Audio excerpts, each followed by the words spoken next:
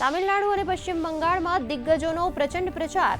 પ્રધાનમંત્રીનો તામિલનાડુના નાગરકોઇલમાં NDA ઉમેદવારોના સમર્થનમાં road show. પશ્ચિમ બંગાળમાં અમિત શાહ, નિર્મલા સીતારામન અને સ્મૃતિ ઈરાનીએ કર્યો પ્રચાર.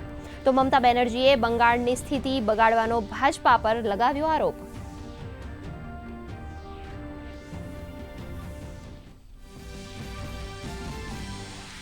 બિહારમાં સમ્રાટ ચૌધરીએ મુખ્યમંત્રી પદના શપથ લીધા બાદ સંભાળ્યો પદભાર. પાર્ટી નેતા અને કાર્યકરોએ કર્યું ભવ્ય સ્વાગત. પ્રધાનમંત્રી અને કેન્દ્રીય ગૃહમંત્રીએ પાઠવી શુભકામના. જેડીયુના વિજય ચૌધરી અને બિજેન્દ્ર પ્રસાદ યાદવ બન્યા ડેપ્યુટી સીએમ.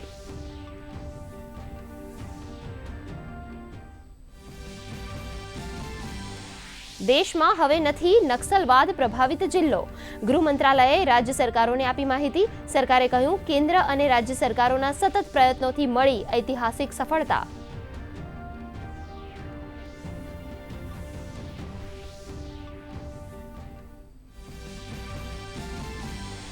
સીબીએસઈ ધોરણ 10નું પરિણામ જાહેર. સીબીએસઈ વર્ષ 2026નું 93.70% પરિણામ.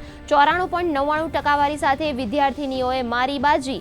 આ વર્ષથી સીબીએસઈ 10 દ્વારા વર્ષમાં 2 વાર પરીક્ષાનું કરાયું આયોજન.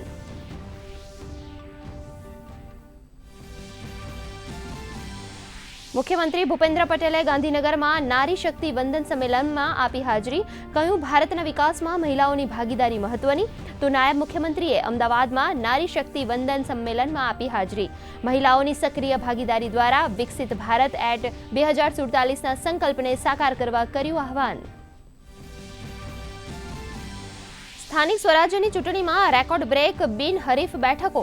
સૂત્રોના જણાવ્યા મુજબ 500થી વધુ બેઠકો બિનહરીફ જાહેર. ગત ચૂંટણી કરતાં 3 ગણી બેઠકો બિનહરીફ. સત્તાવાર આંકડા ચૂંટણી પંચ મોડી રાત સુધીમાં કરશે જાહેર.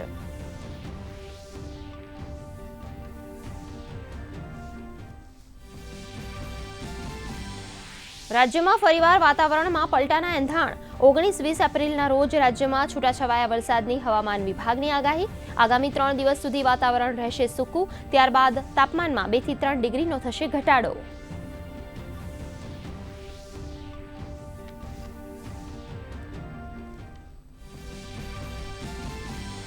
આઈપીએલમાં આજે રોયલ ચેલેન્જર્સ બેંગલુરુ અને લખનઉ સુપર જાયન્ટ્સ વચ્ચે મેચ. આરસીબીએ ટોસ જીતી પસંદ કરી બોલિંગ. લખનઉની નબળી શરૂઆત. બેંગલુરુના જોશ હેઝી અને રસિક સતમદારે ઝડપી 1-1 વિકેટ.